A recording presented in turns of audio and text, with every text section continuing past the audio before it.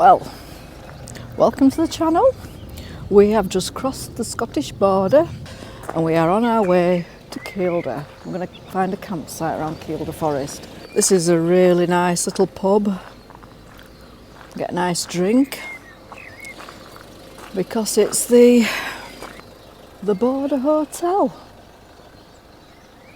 End of the Pennine Way. And down here is some boots where people have left the walking boots after doing the Pennine Way, I would imagine, with some light bulbs on. Some good boots there. Could get plenty more use out of them, I'd have thought. So let's go. We're on our way to Kielder Forest. So we'll be probably leaving Scotland shortly. We'll be back. Let's go.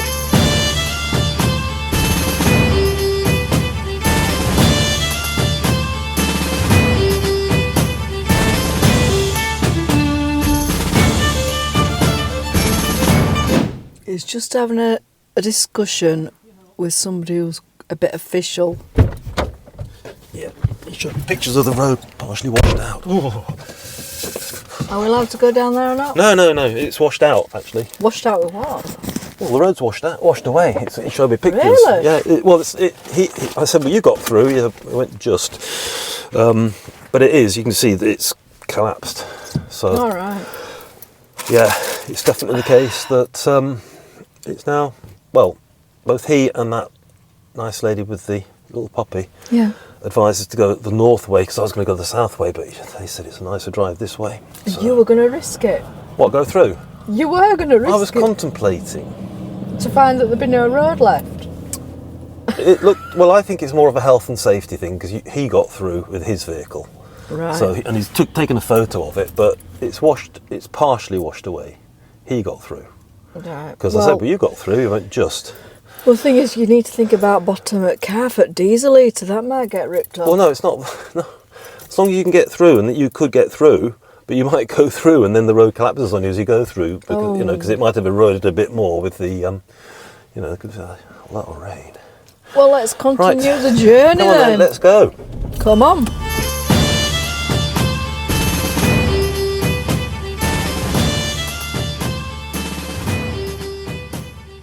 So we reached the campsite, Kielder campsite. Oh, It's closed. find somewhere else. Looks like we're stealthing it. Unless we can find another campsite. Oh. Just need a shower, that's all. It looks like it's going to have to be another strip wash.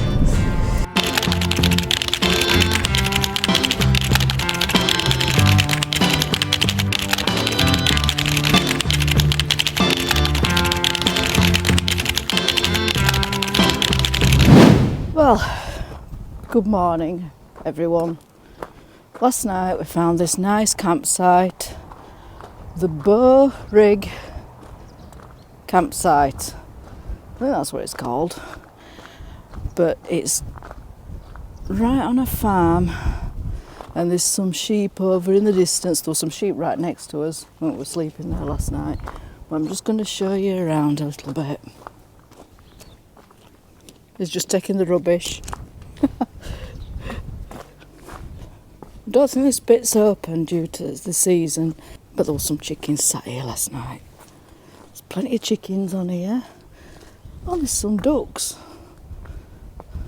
Oh yeah, there we go. It's the Bow Rig. Yeah, that bit's closed. Yeah, I'm in my dressing gown. And down here, oh, some lovely little ducks. Hey up! Hey up! Right, let's have a little look around here. But yeah, it was a lovely quiet night. Only one other camper. And yeah, much needed shower. I'll just show you the showers now. So if we just walk around here, ladies and gents. Oh, there he is, doing the rubbish. So we'll go into the ladies. Lights should come on. Yeah, it's a work in progress. They are updating the showers, so they've left all the tools here. But that's the shower that's in use, just one shower, because these are all being updated, repaired or updated. And the toilets, these, oh, there's just that one there that's not in use because obviously it needs repairing or updating, but there's 2 toilets here that are in use, perfectly good use. And yeah, nice and warm in here. And yeah, that's a nice hot shower. So yeah, so we'll get it fixed at some point or updated. But yeah, perfectly usable. Did the job. And now let's head on back out. Let's have another little look round. Up these steps. I think there's a shop up there. I saw signs for a shop. But there we are, you can see we're the only people there now. Like I said, there was only one other person there last night. Oh, there's a gallery and a shop up that way. But these pictures are quite tight. You know, you got to manoeuvre in such a way. But it's doable. You can get your camper van on here. And there's electric and water. There he is. And just over there it's all farm field. Sheep in the distance. I don't know if you can see them, little white dots there. Much needed shower, washed my hair, not dried it properly, but at least it's clean. And we're ready to go. Let's go. We are at Corbridge Roman site, and we're not now walking down what is their main street. So the Romans invaded Britain in something like AD 43. It was the Emperor Claudius, and they had pretty much a rule over Britain for about 500 years, and they officially left in AD 411, and they got as far as, well, what is known as Hadrian's Wall, and they would refer to what we refer to as the Scots as Scotland as Caledonia. So let's have a little look round. So this is what we've walked down is the main street, isn't it? There was actually main crossroads, 2 major roads crossed, and they actually moved it to this point. They kind of redirected the road, and you can imagine this busy main road with all bakers, wineries, whatever, you know, selling food, well, anything, yeah, so like sort even of jewellery. Well, more for travellers, I'm thinking, you know, sort of, yeah. You know, sort of the modern day or ancient version of Greg's or ancient version of Yates's Wine Lodge. Did they have pies? Don't think they had pies. Pardon? Don't think they had pies. Well, they would have had something, baked bread, ciabatta, that type of thing, probably with. Well, they're very keen on olive oil, weren't they? Yeah. And they liked their wine. But I believe that building at the end was actually originally a grain store. Not the big building there, that's the actual visitor centre. Well, not the visitor centre, no. The building here with the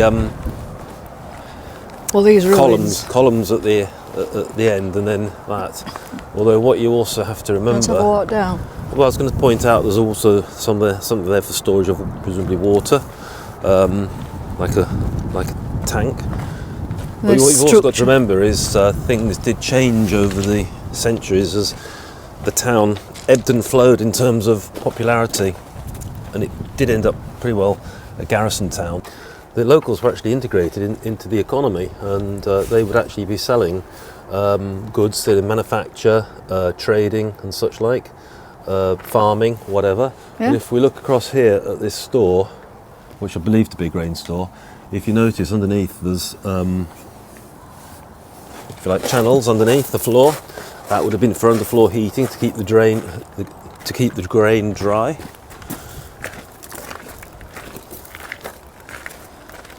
Oh, well thought out, weren't it? Oh. If you think of Monty Python, what have the Romans ever done for us? Wine, well, law and order, Aqueduct. aqueducts. Yes. Sewage systems. Well, this is the underground heating. It is.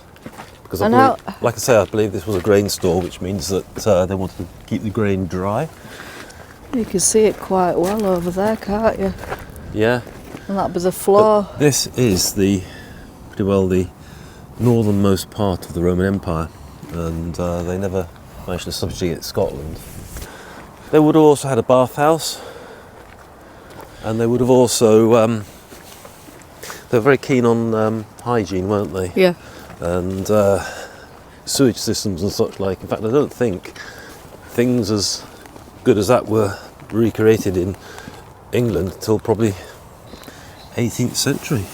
You see how that bit goes up there like that? How do you mean? That bit there. You see it? Yeah, it could be subsidence, I suppose. Oh, it goes up, does it over there as well? Let's have a walk over there. I think that, from what I can remember, the Romans were kind of pushed out by the Germanics. Am I right? I don't know. Well, after the Romans, it became Anglo-Saxon country, didn't it? And the Anglo-Saxons did come from Germany, though, didn't it? Right. I can't comment on that because I don't know. But, you know, later on there were Vikings and such like, and then obviously Normans. Think about any empire, it ebbs and flows, and starts off with obviously the rise of the Roman Empire, and then obviously the fall of the Roman Empire pretty well. That's how it is. And, you know, further east, they were harangued by, I don't know, the Greek, the Mesopotamians, and various other Hittites, was it? All those various groups, because obviously they see the wealth of an empire and they want a piece of the action. Well, we're not historians, so... We try. What I'll do is I'll do what I always do. I'll Google it, and then if I'm right, I'll leave it. If I'm wrong, I'll just put a little Note.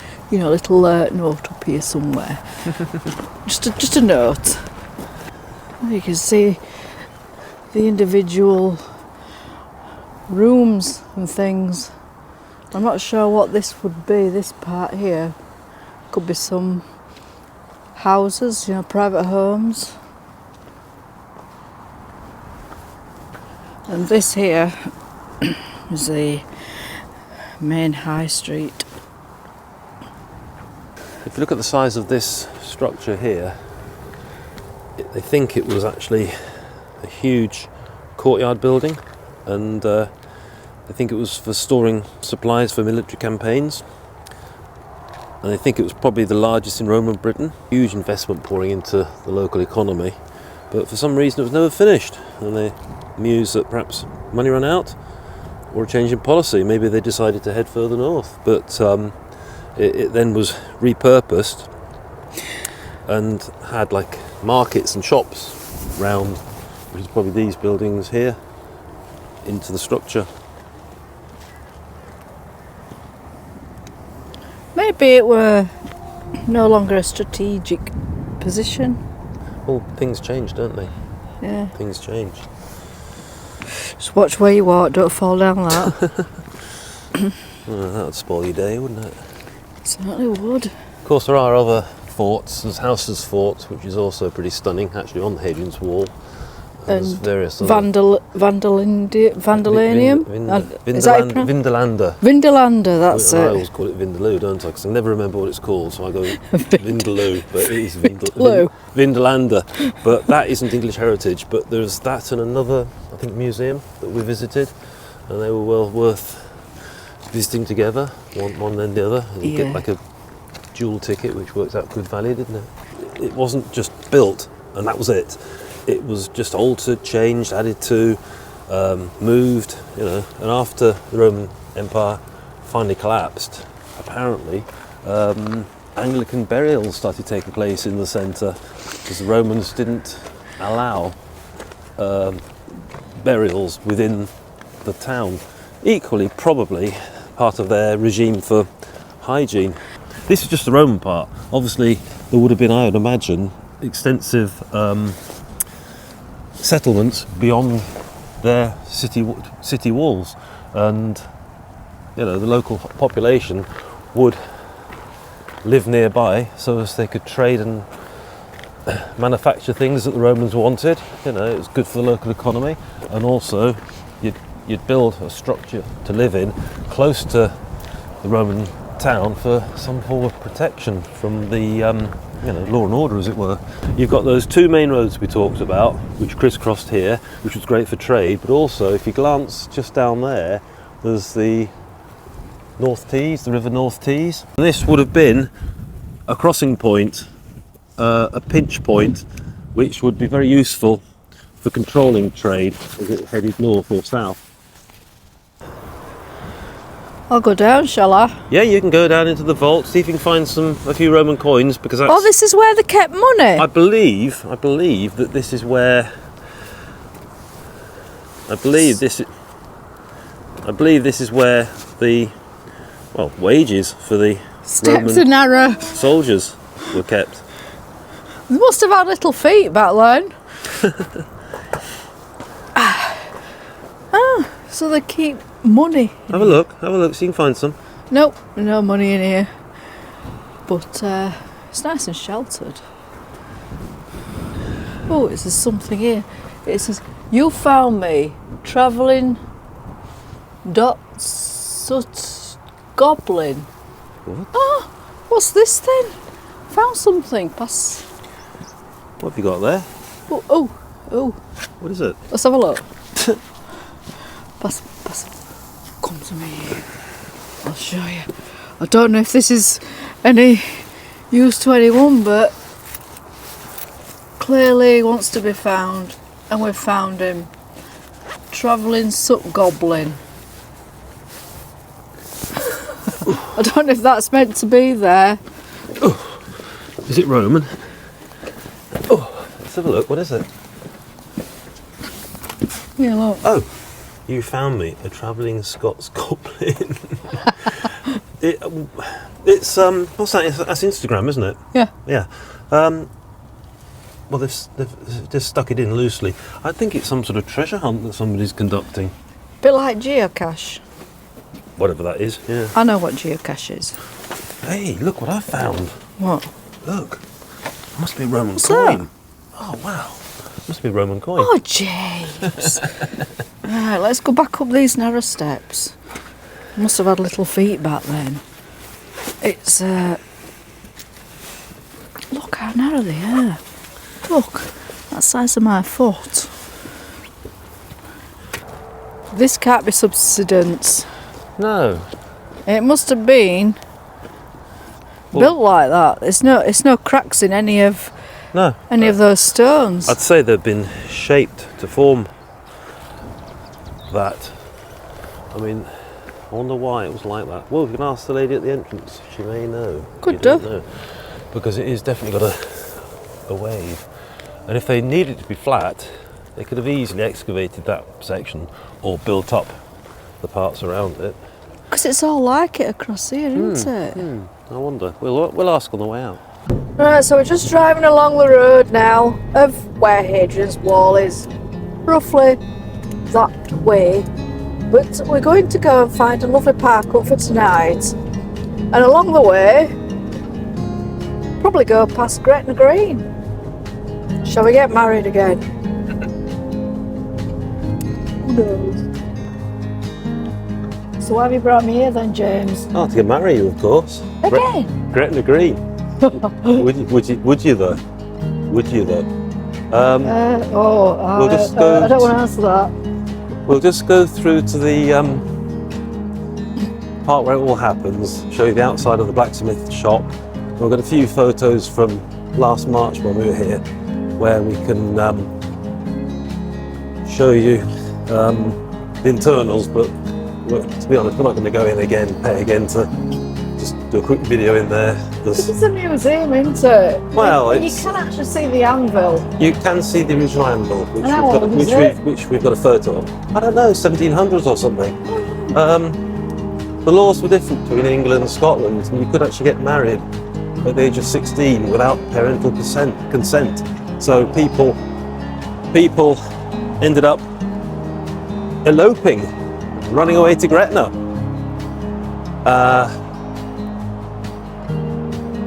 Here we are. Woo. I tell you what, it's blooming wet. It's cold. freezing.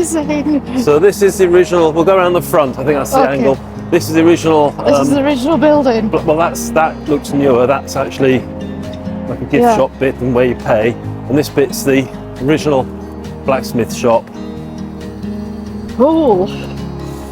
There's even a stagecoach,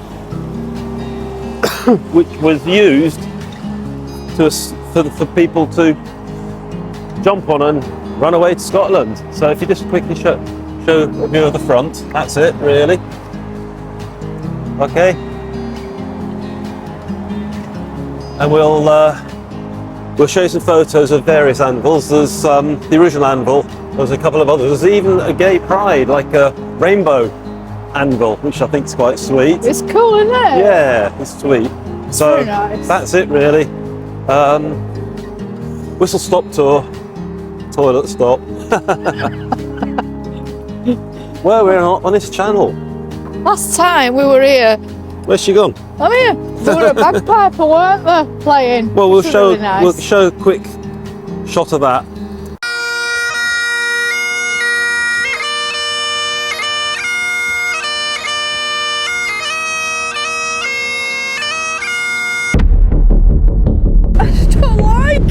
Don't like what? I'm not happy. A bad feeling. I don't like it. What are you talking about? I know. I did say 45.